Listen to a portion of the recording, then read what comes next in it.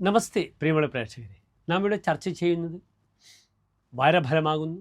ഈ ആഴ്ചത്തെ ശുഭാശുഭ ഫലങ്ങളാണ് നാം ചർച്ച ചെയ്യുന്നത്. ഈ ആഴ്ച നാം ചർച്ച ചെയ്യപ്പെടുന്ന വാരം 1201 കന്നിമാസം 15-ാം തീയതി മുതൽ 21-ാം തീയതി വരെയുള്ള ഒരു വാരക്കാലത്തെ ശുഭാശുഭ ഫലങ്ങളാണ്. 2025 ഒക്ടോബർ മാസം 1-ാം തീയതി മുതൽ 7-ാം തീയതി വരെയുള്ള ഒരു വാരക്കാലത്തെ ശുഭാശുഭ ഫലങ്ങൾ. നാം ഈ വാരഫലങ്ങൾ ചർച്ച ചെയ്യുമ്പോൾ ഗ്രഹങ്ങളുടെ സ്ഥാനം ചർച്ച ചെയ്യപ്പെടേണ്ടതുണ്ട്. ഈ വാരം മേടത്തിലും ഇടവത്തിലും ഗ്രഹങ്ങളില്ല. മിഥുനത്തിൽ വ്യാഴമാണ്. ചിങ്ങത്തിൽ ശുക്രനും കേതുവുമുണ്ട്. കന്നിയിൽ ആദിത്യനും ബുധനും നിപുണയോഗം ചെയ്ത് നിൽക്കുന്നു. തുലാം രാശിയിൽ ചൊവ്വയുണ്ട്. ചന്ദ്രൻ 9-ാം ഭാവത്തിൽ ധനുവിൽ നിൽക്കുന്നു. രാഹു 11-ാം ഭാവത്തിലും ശനി 12-ാം ഭാവത്തിലും നിൽക്കുന്നു. ഇതാണ് ഇപ്പോഴത്തെ ഈ വാരത്തെ നാം ചർച്ച ചെയ്യുമ്പോൾ കന്നിമാസം 15-ാം തീയതി ഒക്ടോബർ 1-ാം തീയതിയത്തെ ഗ്രഹസ്ഥിതി. ഈ ഒക്ടോബർ 1-ാം തീയതി ദിനത്തിൻ്റെ വിശേഷം അന്ന് നവമിയാകുന്നു. തലേന്നാൾ സെപ്റ്റംബർ 30-ാം തീയതി അഷ്ടമി തിഥി. അന്ന് രാത്രി നാം നമ്മുടെ പഠന സാമഗ്രികളും നാം ജോലി ചെയ്യുന്ന യന്ത്രങ്ങളും അല്ലെങ്കിൽ നമ്മളുടെ കർമ്മമേഖലയിൽ എന്തെല്ലാം ഉണ്ട് അതൊക്കെ തന്നെ പൂജിക്കുവാൻ തൻ്റെ പരിസരം, ഫാക്ടറി ആയാലും വീടായാലും വൃത്തിയായി ശുദ്ധീകരിച്ച് എല്ലാം തന്നെ അഷ്ടമി രാത്രിയിൽ നാം അവിടെ വിളക്കൊക്കെ വെച്ച് ദേവതകളെ ആരാധിച്ച് വരുന്നു. പിറ്റേന്നാൾ നവമിയിൽ അതിൻ്റെ പൂജാ പ്രവർത്തനങ്ങളൊക്കെ നാം ആരംഭിക്കും. അങ്ങനെ വിജയദശമി ദിനം ഒക്ടോബർ 2-ാം തീയതിയാണ്. കാലത്ത് എന്തു ചെയ്യുക? ഗ്രന്ഥമെടുപ്പും നമ്മുടെ പഠനങ്ങളും അപ്രകാരം തന്നെ നമ്മുടെ എല്ലാ സാധന സാമഗ്രികളും തങ്ങളുടെ ജോലിയുമായി ബന്ധപ്പെട്ട് കിടക്കുന്ന എല്ലാ അവശ്യ വസ്തുക്കളുമൊക്കെ പൂജിച്ചതൊക്കെ എടുത്ത് വീണ്ടും ജോലി ആരംഭിക്കുക. വളരെയധികം ഭക്തിയോടുകൂടിയാണ് ലോകത്തിലുള്ള എല്ലാവരും, ഹൈന്ദവർ ഒക്കെ തന്നെ ഈ അഷ്ടമി, നവമി, ദശമി ഒക്കെ ആചരിക്കുന്നത്.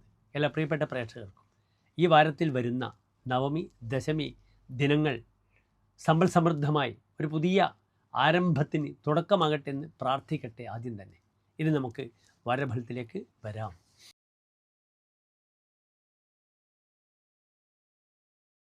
ഇന്ന് കുംഭൻ രാശി രാഹുവാണ്. 2-ൽ ശനി, 5-ൽ വ്യാഴം, 7-ാം ഭാവത്തിൽ ശുക്രൻ, കേതു, അഷ്ടമത്തിൽ സൂര്യൻ, ബുധൻ, 9-ാം ഭാവത്തിൽ ചൊവ്വ, 11-ാം ഭാവത്തിൽ ചന്ദ്രൻ. ഇവിടെ ശ്രദ്ധിക്കേണ്ടത് കുംഭൻ രാശിക്കാർക്ക് ഭാഗ്യാധിപനായ ശുക്രൻ 7-ാം ഭാവത്തിൽ നിൽക്കുന്നു. ശുക്രൻ 7-ൽ നിൽക്കുന്നത് വിവാഹ വിഷയത്തിന് അത്ര നല്ലതല്ല. കാരണം ശുക്രൻ വിവാഹ കാരകഗ്രഹമാണ്. ഒരു കാരകഗ്രഹം ആ ഭാവത്തിൽ നിൽക്കുന്നത് നല്ലതല്ല. വിവാഹ വിഷയത്തിൽ വിവാഹ കാരകനായ ശുക്രൻ നിൽക്കുന്നത് നല്ലതല്ല. അപ്രകാരം പുത്രകാരകനായ സന്താനങ്ങളുടെ മേയ്ക്കർ കാരകനായ വ്യാഴം 5-ാം ഭാവത്തിൽ നിൽക്കുന്നതും നല്ലതല്ല. അങ്ങനെയുള്ള ചില ദോഷങ്ങളുണ്ട്. അതിനുമപ്പുറം അഷ്ടമത്തിൽ സൂര്യൻ നിൽക്കുന്നതും, വിവാഹമതിയായ സൂര്യൻ അഷ്ടമത്തിൽ നിൽക്കുന്നതും നല്ലതല്ല. ആരാണ് കുംഭൻ രാശിക്കാർ? അവിട്ട നക്ഷത്രത്തിൻ്റെ അവസാനത്തെ 30 നാഴിക, ചതയം പുരൂരുട്ടാതി നക്ഷത്രത്തിൻ്റെ ആദ്യത്തെ 45 നാഴിക വരുന്ന 2.25 നക്ഷത്ര സമൂഹമാകുന്നു കുംഭൻ രാശി. ഇവിടെ കുംഭൻ രാശിക്കാർ എടുത്തുചാടി വിവാഹ വിഷയത്തിൽ ചെന്ന് ചാടും. യുവാവായാലും യുവതിയായാലും പലപ്പം വീട്ടിലെ സമ്മർദ്ദം, കുട്ടികൾക്ക് താങ്ങാൻ പറ്റാത്ത ബുദ്ധിമുട്ടുകളൊക്കെ ഉണ്ടാകും. അത് ഏറ്റവും ശ്രദ്ധിക്കണം. ചിലപ്പോൾ കുട്ടികളൊക്കെ വീട് വിട്ടു പോകും, രക്ഷിതാക്കളെ പേടിച്ചിട്ട്. രക്ഷിതാക്കളുടെ അടിഭയം, കർക്കശമായ പട്ടാള ചിട്ടകളുള്ള രക്ഷിതാക്കളൊക്കെ ഉണ്ടാകും. അച്ഛനും അമ്മയും ഉണ്ടാകും. ഭയന്നുകൊണ്ടിരിക്കുന്നൊരു അന്തരീക്ഷം കുട്ടികൾക്കുണ്ടാകും. അത് വളരെ ശ്രദ്ധിക്കുക. ഞാൻ പറഞ്ഞു, പുത്രകാരകനായ വ്യാഴം 5-ൽ നിൽക്കുന്നത് സന്താന വിഷയത്തിലേക്ക് നല്ലതല്ല. ഈ വാരം നിർബന്ധമായും 11 വയസ്സിന് താഴെയുള്ള കുട്ടികളുടെ പേരിൽ കർഗഹോമവും 12 വയസ്സ് മുതൽ മൃത്യുഞ്ജയ ഹോമമോ മൃത്യുഞ്ജയ പുഷ്പാഞ്ജലിയോ ചെയ്യണം കുംഭൻ രാശിക്കാരായ രക്ഷിതാക്കൾ തങ്ങളുടെ കുട്ടികളുടെ പേരിൽ. എടുത്തുചാടി പ്രണയത്തിലേർപ്പെട്ടത് തലവേദന ഉണ്ടാക്കും. അതിൻ്റെ സമയമാണ്. ക്രിയാലൊമ്പടസ്ഥ അഷ്ടമേ കഷ്ടഭാഗി വിദേശീയതാരാൻ ഭജത് വാപ്യ വസ്തു.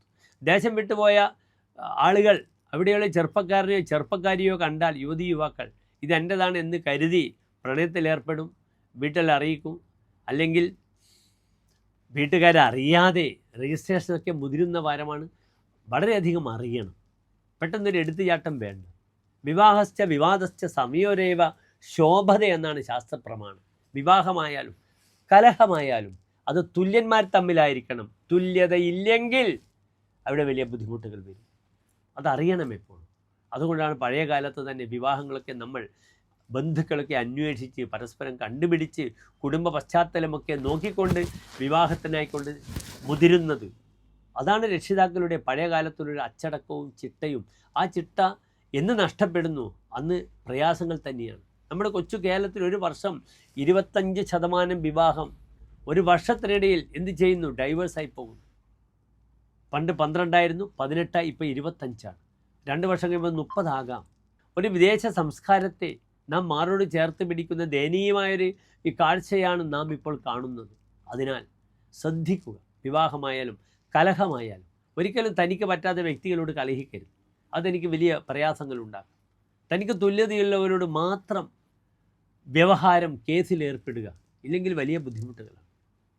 മാനഹാനി ഉണ്ടാക്കാം, ധനനഷ്ടമുണ്ടാക്കാം, അറിയാതെ വലിയ അപകടത്തിൽ ചെന്ന് ചാടാം.